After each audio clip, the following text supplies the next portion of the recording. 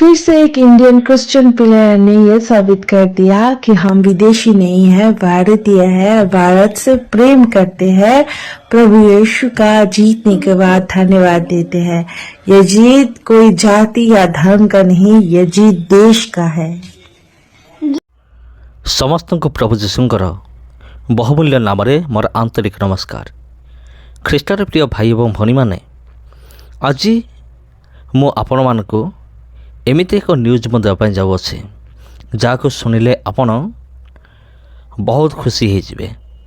आ खबर जे एमती जने ख्रीस्टियन खेलाड़ी भारत को जितेइले, जने ख्रीस्टियन खेलाड़ी भारत को जितेइले और जहाँ का ना होची संजू सैमसन।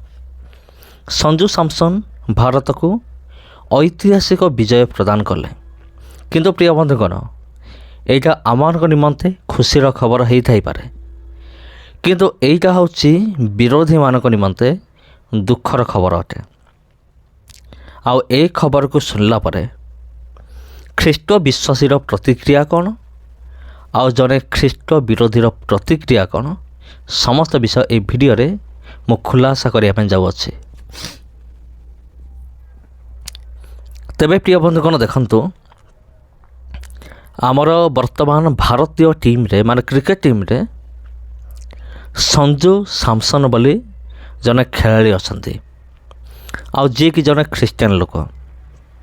हाँ प्रिय बंधुगण आ विगत किछि वर्ष हेब तांको टीम रू बाहर कर दिया हैदला, किंतु जतबेले तांको एक चांस मिलिला आ वर्तमान से प्रभुଙ୍କ अनुग्रहରୁ भारत को ऐतिहासिक विजय प्रदान कले।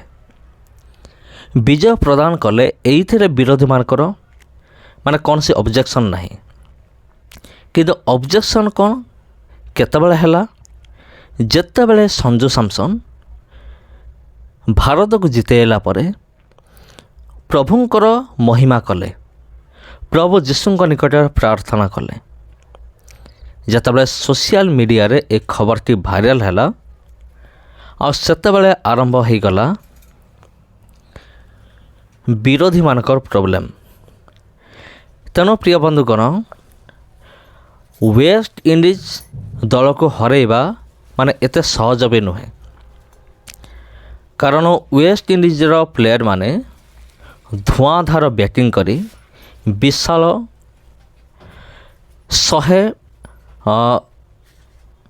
195 रन संग्रह करथिला। तार जवाब रे प्रथम ही भारतर खेलाड़ी माने कम स्कोर करी आउट पर आउट हो जाउथिले, किंतु जतबेले संजू सैमसन आसिले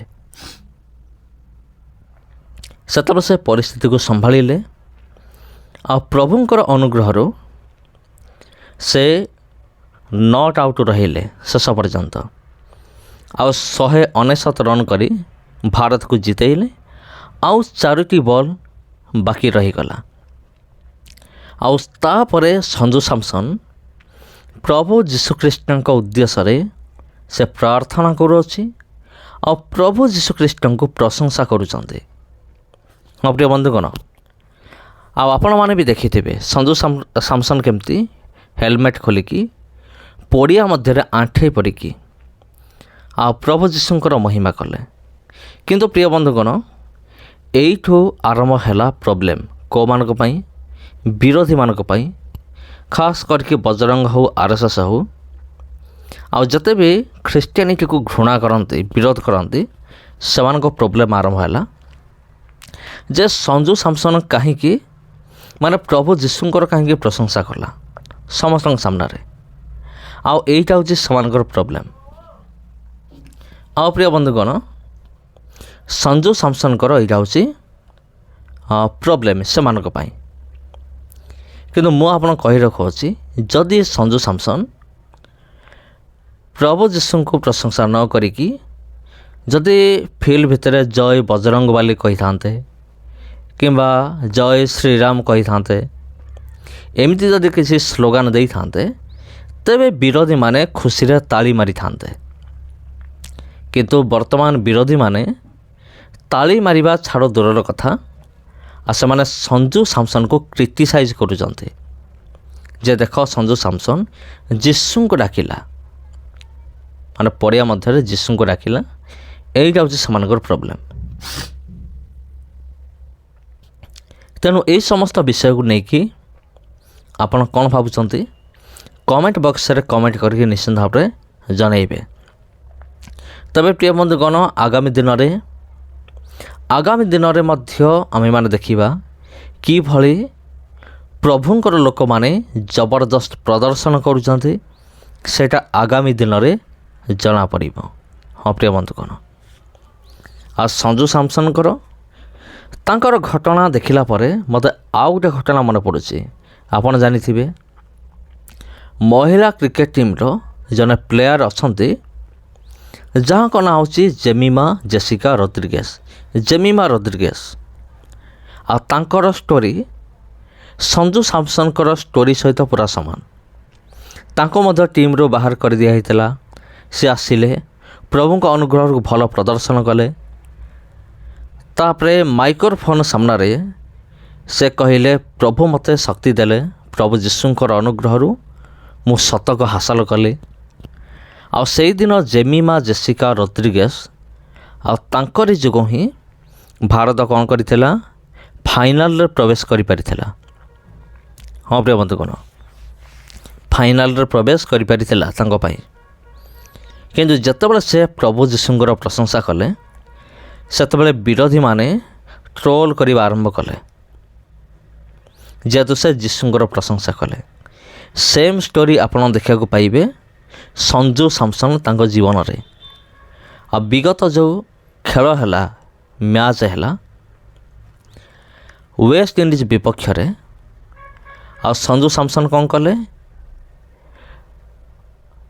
ସଞ୍ଜୁ ସାମସନ୍ 97 ରନ୍, ମାନେ ନଟ୍ ଆଉଟ୍ 97 ରନ୍ କଲେ ଆଉ ଭାରତକୁ ଜିତେଇଲେ। ଆହୁରି 4ଟା ବଲ୍ ବାକି ରହିଗଲା। ତାପରେ ସେ ପ୍ରଭୁ ଯୀଶୁଙ୍କର ପ୍ରଶଂସା କରୁଛନ୍ତି। କିନ୍ତୁ ଏଇଠୁ ଆରମ୍ଭ ହେଉଛି ବିରୋଧୀମାନଙ୍କର ପ୍ରୋବ୍ଲେମ୍। ତେବେ ଗୋଟିଏ କଥା ବୁଝି ହେଉନାହିଁ ଯେ ବିରୋଧୀମାନେ, ଖ୍ରୀଷ୍ଟିଆନ ବିରୋଧୀମାନେ ବିଶେଷ କରିକି ହାଲେଲୁୟା କିମ୍ବା ଯୀଶୁଙ୍କୁ ପ୍ରାର୍ଥନା କଲେ ତାଙ୍କର କ'ଣ ପ୍ରୋବ୍ଲେମ୍ ହେଉଛି, ତାଙ୍କ ପରିବାରର କ'ଣ ପ୍ରୋବ୍ଲେମ୍ ହେଉଛି, ତାଙ୍କର ପର୍ସନାଲି କ'ଣ ପ୍ରୋବ୍ଲେମ୍ ହେଉଛି, ସେଇଟା ବର୍ତ୍ତମାନ ପର୍ଯ୍ୟନ୍ତ ଆମେ ଜାଣିପାରୁନୁ। କିନ୍ତୁ ସେ ଯାହା ବି ହେଉ, ଖ୍ରୀଷ୍ଟିଆନିଟି ପ୍ରତି ଯେହେତୁ ଏକ ଘୃଣାର ମନୋଭାବ ଅଛି, ସେଥିପାଇଁ ଏ ସମସ୍ତ ବିଷୟ ଘଟିବା ସ୍ୱାଭାବିକ ଅଟେ। ତେବେ ସମସ୍ତଙ୍କୁ ନମସ୍କାର ପ୍ରିୟ ବନ୍ଧୁଗଣ, ଆଜି ପାଇଁ ଏତିକି। ଭିଡ଼ିଓ ଭଲ ଲାଗିଥିଲେ ଭିଡ଼ିଓକୁ ସେୟାର କରନ୍ତୁ, ଚ୍ୟାନେଲକୁ ସବସ୍କ୍ରାଇବ୍ କରନ୍ତୁ। ନମସ୍କାର।